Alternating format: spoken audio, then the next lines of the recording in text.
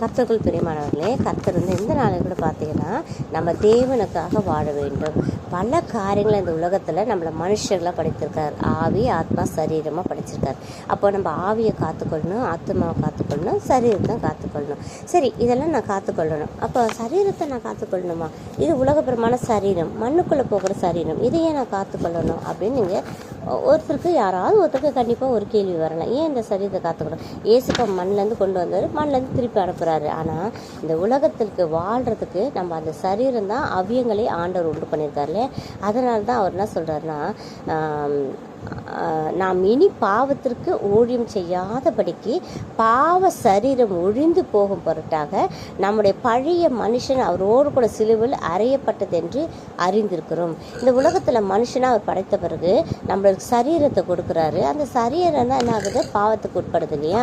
நம்ம இனி பாவத்துக்காக நம்ம என்ன பண்ணக்கூடாதா? நம்ம கர்த்தருக்காக ஒளி செய்யாமல் நம்மளோட பாவ சரீரம் ஒழிந்து போகும்படி நம்ம என்ன பண்ணோம்? பழைய மனுஷனை சிலுவிலே அறையப்பட்டுரும். தேவனோடு கூட அந்த பாவம் எப்படி ஒரு வார்த்தை ஒன்று பாருங்க, ஆதாமுக்கு என்னது, ஒரு ஆதாமுக்குள் எல்லோரும் மறிக்கிறது போல கிறிஸ்துக்குள் எல்லோரும் உயிர்ப்பிக்கணும்.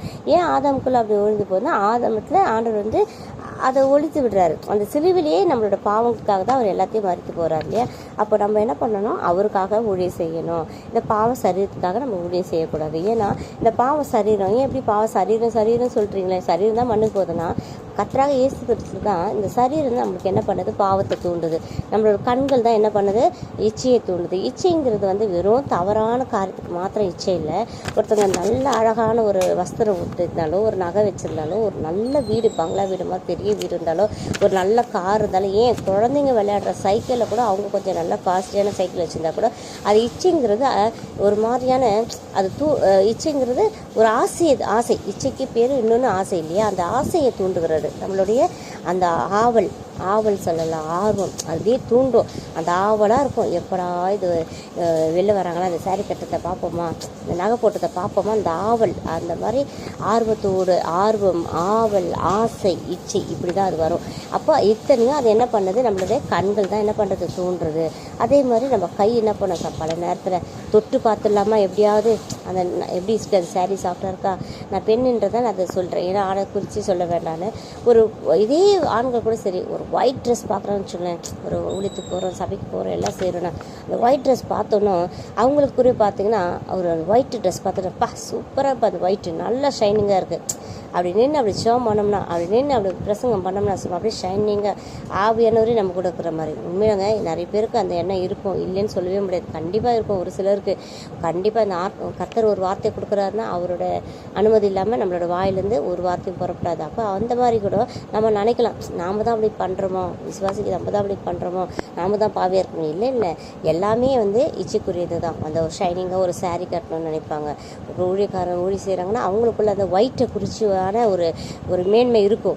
ஒயிட்டு சூப்பராக இருக்கும். வெறும் ஒயிட்டு இப்போ ஃபாரின்லேருந்து அந்த சாரீ கொண்டு வந்தால் நல்லாயிருக்கும். ஃபாரின் ஷர்ட் பண்ணுவாங்க சில பேர் ஊழியக்காரங்க. இது சாதாப்பா கிடையாதுப்பா, ஒயிட் ஷர்ட்டு ஃபாரின் ஷர்ட். ஏன்னா அது ஷைனிங்கு, தரம் உயர்ந்ததாக இருக்கணும். அப்போ அந்த இடத்துல ஒரு கண்களோட இச்சை.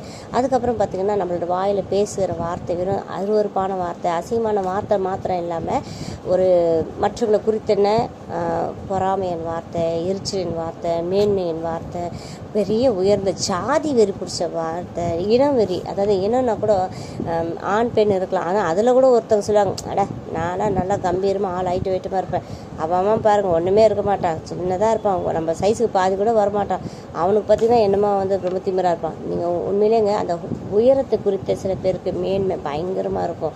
ஒரு சிலருக்கு பார்த்தீங்கன்னா தன்னோட நிறத்தை குறித்ததான மேன்மை. இதெல்லாம் இந்த மாதிரி பாவத்துக்காக தான், கை செய்த பாவத்துக்காக, கால் செய்த பாவத்துக்காக, கர்த்தர் இப்படியாவது அவயங்கள் செய்கிற பாவத்துக்காக தான் கர்த்தர் என்ன பண்ணுறாரு? முழு சரீரம், அதுதான் அந்த பாவ சரீரம். நாம் இனி பாவத்திற்கு ஊழியம் செய்யாமல் பாவ சரீரம் ஒழிந்து போகும் பொருட்டாக நம்முடைய பழைய மனுஷன் அவரோடு கூட சிலுவையில் அறியப்பட்டது என்று அறிஞ்சிருக்கிறோம். அப்போ இதுதான் நம்ம பாவ சரீரம் இந்த சரீரம் இந்த மாதிரி செஞ்சுருக்கும் போது கர்த்தர் என்ன பண்ணுறாரு? சிலுவையில் அறியப்பட்டு நமக்காக ஜீவனே விட்டு அவர் ரத்தத்தினால நம்மளை மீட்கப்பட்டார்ன்று நம்ம எல்லாருமே அறிந்திருக்கிறோம். அப்படி தான் நம்மளுடைய இருதயம் கூட என்ன பண்ணுறது? பல நேரத்தில் அதுக்கப்புறம் என்ன பண்ணுறது? அந்த ஆவி என்ன பண்ணுறது? நம்மளை விட்டு பாவம் செய்து இல்லையா? அந்த சரீரத்துக்கு நம்ம என்ன பண்ணோம்? சிலுவையில் அறியப்பட்டோம். அதுக்கப்புறம் நம்ம ஒப்பு கொடுக்குறோம். மரித்தவன் பாவத்திற்கு விலகி விடுதலையாக்கப்பட்டிருக்கிறேனே, ஆகையால் கிறிஸ்துவோடு கூட நாம் மரித்தோமானால் அவரோடு கூட பிழைத்தும் இருப்போம் என்று நம்புகிறோம். இந்த மரித்தவன் பாவத்திற்கு எப்படி நீங்களாக்கி விடுதலையாக்கப்பட்டிருக்கிறானோ அதே போல் கிறிஸ்துவ கூட மரித்தோமானால் வெறும் பாவத்திற்கு விடுதலையாகிட்டு இயேசுப்பா சும்மா விட்டுருவாரா? நம்ம தகப்பன் அப்படிப்பட்டவரா இல்லை. பாவத்தில் மரித்தவர்கள் பாவத்திற்கு விலகி நீக்கி விடுதலையாக்கப்பட்டிருக்கிறோம்னே, ஆகையால் கிறிஸ்துவோடு கூட தான் மரித்தோமானால் அவரோடு கூட பிழைத்திருப்போம். அப்படி மரித்தவர்கள்லாம் பாவத்துக்கு விலகி அப்படிலாம் விடுதலையாக்கப்பட்டிருக்கும் போது உண்மையிலே நம்ம என்ன பண்ணியிருப்போம்? இயேசுப்பாவை கூட மரித்திருக்கோம். அவர் கூட நம்ம மரித்திருக்கிறோம்ல. அப்படி இருக்கும்போது அவர் என்ன பண்ணுவார்? அவர் கூடவே பிழைத்தும் இருப்போம். அப்போ கண்டிப்பாக அவரோடு கூட நம்ம பிழைத்திருக்கிற பிள்ளைகளாக நம்ம இருப்போம். கர்த்தருடைய ஆசீர்வாதத்தை உன்னை காக்க கடுவார். கர்த்தர் நம்முடைய முகத்தை உண்மையில் பிரகாசம் பண்ணி உண்மையில் கிருபை பார்க்க கடுவார். இப்படியா இருக்கும்போது தேவன் நம்மளை என்ன பண்ணுவார்? ஆசீர்வாதத்தை நம்மளை பாதுகாக்கிற தேவனாக இருப்பார். அவரோட முகத்தை என்ன பண்ணுவார்? நம்மளோட மேலே பிரகாசம் பண்ணி அவர் என்ன ஆகும்? அவரோட கிருபை நம்ம பெற்றுக்கொள்வோம். அவருடைய எல்லா விதமான தேவன் நம்மளுக்கு நல்ல சமாதானத்தை கொடுப்பார். அயலானுக்கு சமாதான வாழ்த்துதலை சொல்லியும் நீங்கள் இருதயங்களில் பொல்லாப்பை வைத்திருக்கிற துன்மார்க்கரோடும் அக்கிரமக்காரோடும் என்னை வாரிக்கொள்ளாதே. அயலானுக்கு சமாதான வாழ்த்துதலை சொல்லியும் ஆனால் பண்ணுவாங்க, நிறைய பேர் என்ன பண்ணுவாங்க, மற்றவங்களுக்கு அழகாக என்ன பண்ணுவாங்க, இது சொல்லுவாங்க, வாழ்த்துதலை சொல்லுவாங்க. பரவாயில்லைங்களே, நீங்கள் கர்த்தருக்குள்ளே நல்லா வழி நடத்தப்படுறாங்க, நல்ல இதுக்கு போகிறீங்க எல்லாம் சொல்லுவாங்க. உதடு பேசும், ஆனால் தாங்க இருதயத்தில் என்ன இருக்குமா? பயங்கர துன்மார்க்கம் இருக்குமா, அக்கிரமம் இருக்குமா.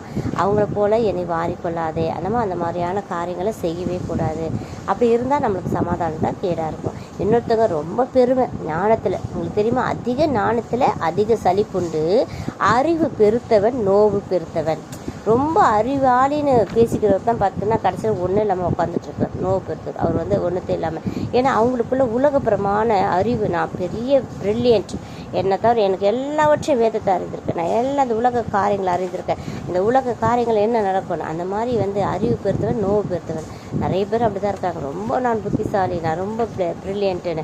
அது மட்டும் இல்லை, அதிக ஞானத்தில் அதிக சலிப்புண்டு. ரொம்ப ஞானத்தில் இருந்தால் அவங்களுக்குள்ள அந்த சலிப்பு தரும், அப்படி மற்றவங்களுக்கு குறித்துதான ஒரு இது இருக்கும். ஆனால் தேவன் ஞானம் இருக்கணும். எப்படி அன்றைக்கி தாவீதுக்கு தேவன் ஞானம் கொடுத்து அவனை கரெக்டாக சரியான இடத்துல அடித்து அவன் விழுந்து போவான் என்று சொல்லி தேவன் ஞானத்தை கொடுத்தது மாத்திரம் இல்லை, தேவன் நம்மளோட கூட இருக்கணும்.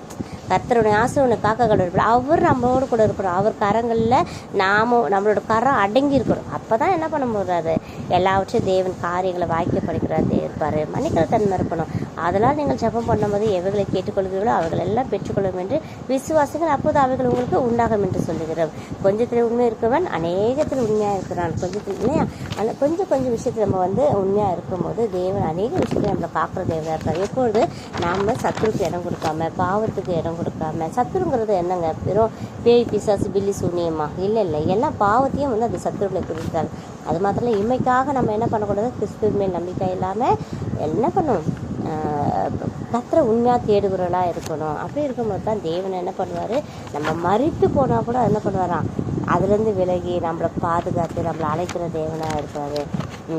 இன்னொன்று கூட பார்த்தீங்கன்னா அதுக்குள்ளே பிழைத்திருக்கணும். அப்படியே நீங்களும் உங்களை பார்த்து மறுத்துருக்கலாம். நம்மளுடைய கர்த்தருக்கு இயேசு கிறிஸ்து தேவன் என்று பிழைத்திருக்கோம். கர்த்தருக்குள்ள நம்ம பிழைத்திருக்கணும்னா இப்படி தான். அது மட்டும் இல்லாமல் தேவனுடைய சாயலாக இருக்கிற கிறிஸ்துவுக்குள் மகிமையாக சுவிசேஷத்திற்குள் ஒளி இல்லையா? அவருக்குள்ளே நம்ம சுவிசேஷத்தை அறிவிக்கப்பட்டுள்ளா இருக்கணும். அந்த மாதிரி தேவனுடைய வார்த்தைக்குள்ளே நம்ம பிழைத்திருக்கணும். அது மாத்திரம் இல்லாமல் உலகம் அனைத்தையும் மோசம் போகிற பிசாசு என்றும் சாத்தான் என்றும் சொல்லப்பட்ட பழைய பாம்பாகிய பெரிய வலி சர்ப்பம் தள்ளப்பட்டது. அது பூமியிலே விழப்படத்தக்கது. அதனோடு கூட அது சேர்ந்த தூதரும் தள்ளப்பட்டார்கள். இன்றைக்கு நீங்கள் நானும் எல்லாவற்றும் உலகத்தில் நடக்கிற எல்லா மோசமான காரியங்கள் என்னவா இருக்குது? பிசாசு, சாத்தான், சர்ப்பம் அப்படின்னு இருக்கிறோம் இல்லையா? இப்படிப்பட்ட காரியங்கள்லாம் தள்ளப்பட்டது போல் நாமும் கூட பூமியில் பல விதமான விஷயங்களை நம்ம என்ன பண்ணணும்? தள்ளப்படணும். இல்லைன்னா அதோடு கூட தூதரும் தள்ளப்பட்டார்கள். இல்லைன்னா அன்றைக்கி லூசிபர் எப்படி தள்ளப்பட்டாரோ அதே போல தான் நாம் என்ன பண்ணணும்? தள்ளப்பட்டவர்களாக இருக்கணும். நாம் அப்படி தள்ளப்பட்டவர்களாக இல்லாதபடி தேவனோட சிங்காசனத்தில் அவரோடு கூட இருக்கிறவர்களாக இருக்கணும் இல்லையா? நீங்கள் உங்கள் பிதாவாக ஆண்டவர் மாத்திரம் நீங்கள் அவர் கூட இருந்தீங்கன்னா தேவன் என்ன பண்ணுவார்? அத்தனை நம்மளை வந்து என்ன சொல்லுவார், தமது சித்தத்தின்படி ஆலோசித்தக்க எல்லாவற்றும் நடப்புகிற அவருடைய தீர்மானத்தின்படி நாங்கள் முன்குறிக்கப்பட்ட கிறிஸ்துக்குள். நம்ம அப்போ எப்படி இருக்கோம்? கர்த்தருக்குள்ள முன்குறிக்கப்பட்ட பிள்ளைகளாக நம்ம இருக்கோம்.